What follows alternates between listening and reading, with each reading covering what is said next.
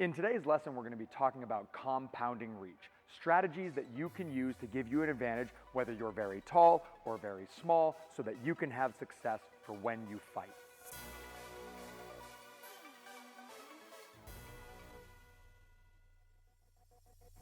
There's a saying in boxing, if you're tall, be taller. If you're small, be smaller. We have our own small little pressure fighter, Gretchen here, who's going to be helping us demonstrate examples of this for today's lesson. When a fighter is taller than you, there are several factors working together that compound this advantage. It's not just that they're taller than you, it's not just that they're longer than you, it's both of those things together. It's the fact that if we're stanced up with each other, maximizing Gretchen's reach would be right at her shoulder level. Every inch that she has to punch up shortens her reach and means she has to be even closer to me to land that shot. Because her head is at my shoulder level, I get to maximize my reach and force her all the way to the end of the arm, giving me a pretty egregious compounding reach advantage. So if the head was the only target in boxing, then that would mean that I, as the taller fighter in this situation, would always have an advantage on the shorter fighter in front of me. But the head isn't the only target in boxing. The body's also in play here, and Gretchen can maximize her reach by putting her shoulder down low at body level. Then she's taking full advantage of the length of her arm because she's not reaching up where she's going to fall short. She can also play this compounding reach game to her advantage. Like we said, if you're tall, be taller. If you're small, be smaller. So Gretchen doesn't have to stand here with her head right at shoulder level. If she dips down lower, then I have to get closer to be able to reach her with a punch, which maximizes her attack to my body. Anytime your head is level with your opponent's shoulder, you are helping them to maximize their reach. So if I was a tall fighter being small down here, Gretchen can easily reach me. It's important that I lean into my advantages and get up tall so that she falls short if she reaches for me. If Gretchen is a short fighter and her head is exactly at shoulder level, it's easy for me to reach her. But as she sinks down lower, it minimizes my reach so that I have to travel to get to her. Fighters with extreme frames are going to exaggerate these advantages. So a very tall fighter, instead of standing in a traditional boxing stance, is going to have his feet a little narrower, he's going to sit back a little bit farther, and might frequently have his hands a little bit longer to drag out the reach of his shorter opposition. A very small fighter, instead of being in this traditional boxing stance, will likely be a little bit squarer, a little bit lower, and have that guard up higher to catch shots coming down at them and allow them to lengthen their opponent's reach and attack the body. So if Gretchen and I each exaggerate our attributes in this exchange, she's down very low and very strong, lengthening out my ability to hit her, and I'm up tall, my guard is in front of me, making it harder for her to get to me. If we move around like this a little bit,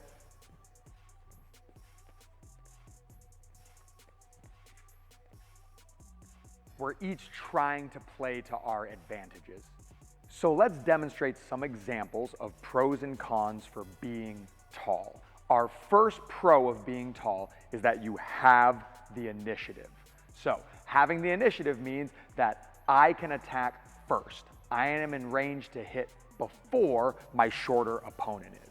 We can be moving around, I can jab and land shots from out here, whereas Gretchen would have to do several defensive movements, throw several punches, or feint to get into range to hit me. Another pro being tall is that you can pull out of range more easily. With her shorter arms, if she swings at me, I can step out more easily, or you see a lot of very tall folks, if she tries to throw a hook at me, I can lean out and escape from that shot. I can hide on my back foot and hide behind that lead shoulder. Our final advantage for the taller fighter is that it's easier for them to clinch and frame and break their opponent's posture. So if we're in the middle distance here, I can tie Gretchen up easily. and wait for the ref to help me. If I throw a jab and she slips it, I can frame with that long arm and throw her out of position, stopping her from coming up with offense. If you look at the first George Foreman-Joe Frazier fight, that is a obvious and egregious example of this on display. So let's talk disadvantages to being tall. The first disadvantage of being tall is just that there's a lot of you to hit, all right?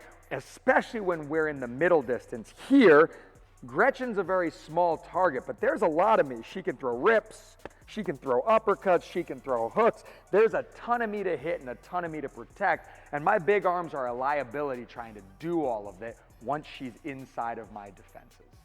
Another disadvantage of being tall or very large is that the ring space is smaller. And this really becomes a problem when, as the taller person, you need to use distance, you need to keep somebody at range, you need to yield ground through that space.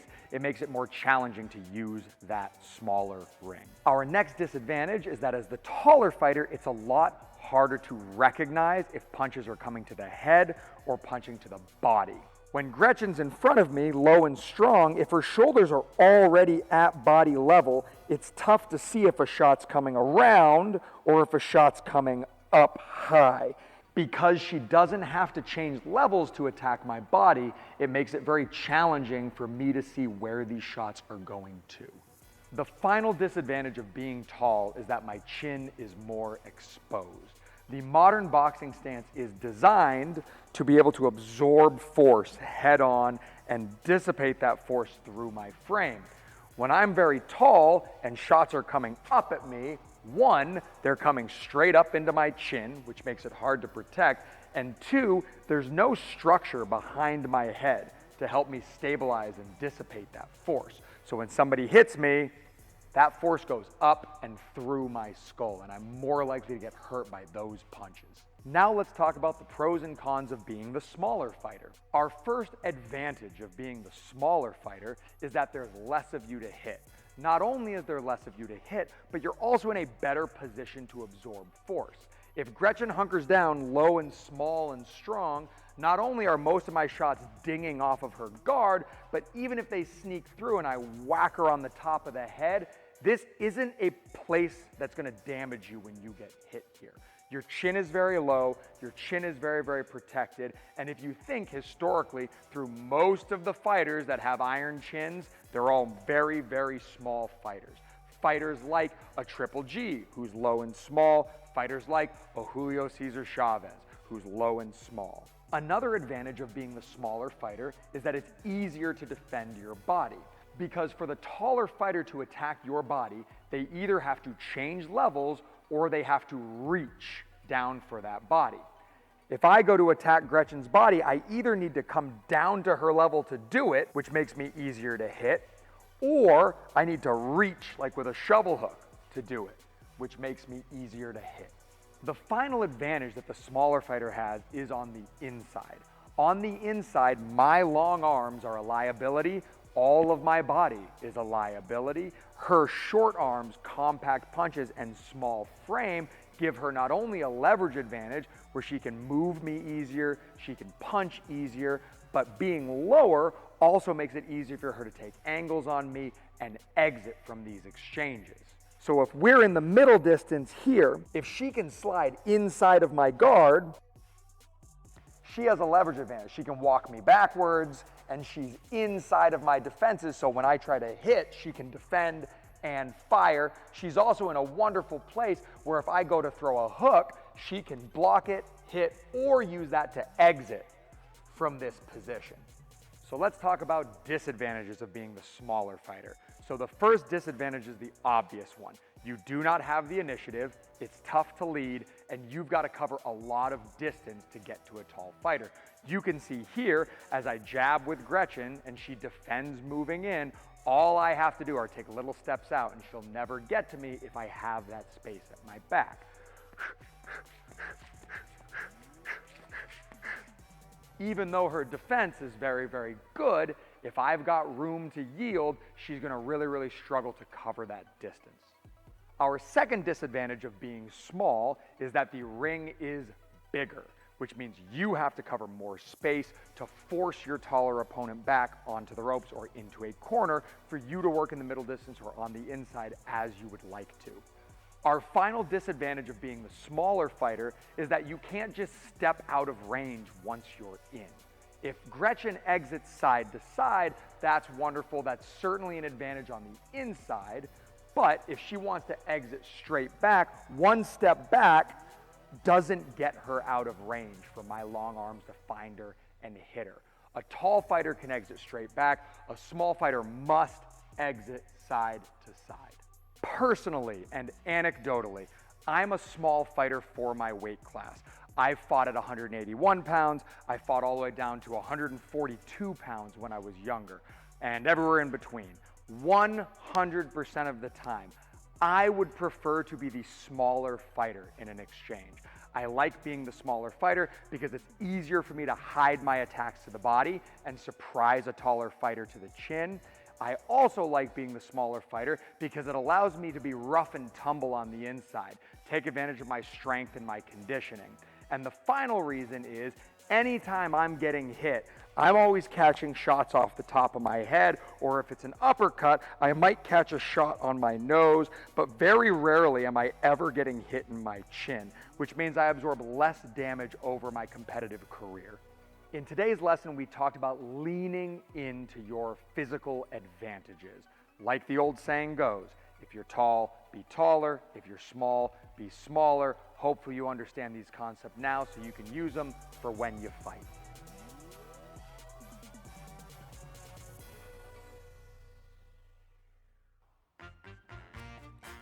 Bug. Get out of here. Great examples of this for today's lesson.